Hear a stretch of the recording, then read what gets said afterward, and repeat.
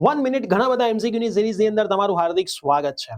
બી સેક્શનની અંદર ઈ due to infinite sheet એટલે કે અનંત પૃષ્ઠનું વિદ્યુત ક્ષેત્રનું ડેરિવેશન તો પૂછાય જ શકે છે, પણ એ સેક્શનની અંદર આમાંથી એમસીક્યુ કયા કયા પૂછાઈ શકે? સૌથી પહેલો સવાલ તમને એવો પૂછી શકે કે ઇન્ફાઇનાઇટ શીટ એટલે કે અનંત પૃષ્ઠનું જે ઇલેક્ટ્રિકલ ફિલ્ડ છે એ ડિસ્ટન્સ ઉપર ડિપેન્ડિંગ છે કે નથી? તો એ ડિસ્ટન્સ એટલે કે આર ઉપર આધાર રાખતું નથી. પહેલો મોસ્ટ આઈએમપી સવાલ.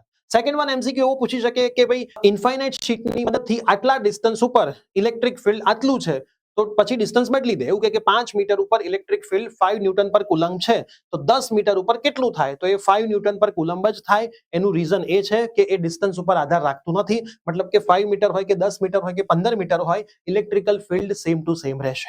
અથવા તો તમને સિગ્મા અને એપ્સિલોન 0 તો બાય ડિફોલ્ટ ફિક્સ વેલ્યુ છે, સિગ્મા આપી દે અને તમને ઈ પૂછી શકે છે. પછી એવા એમસીક્યુ પણ આપી શકે કે બે પેરેલલ પ્લેટ હોય, બે પેરેલલ પ્લેટમાં એકનો પ્લસ ને બીજાનો પ્લસ છે, તો વચ્ચે લેફ્ટ સાઈડ અને રાઈટ સાઈડ શોધો. 1 પ્લસ 1 માઇનસ 1 માઇનસ 1 પ્લસ હોય તો લેફ્ટ સાઈડ વચ્ચે અને સાઈડમાં શોધો. આ બધા ઇલેક્ટ્રિક ફિલ્ડના સવાલો આ થિયરીની અંદરથી આવી શકે છે. હવે ફટાફટથી અમને ફોલો કરી દો આવી જ રીતના એમસીક્યુ માટે, અને ફ્રેન્ડ્સમાં જતા જતા શેર કરવાનું ના ભૂલતા.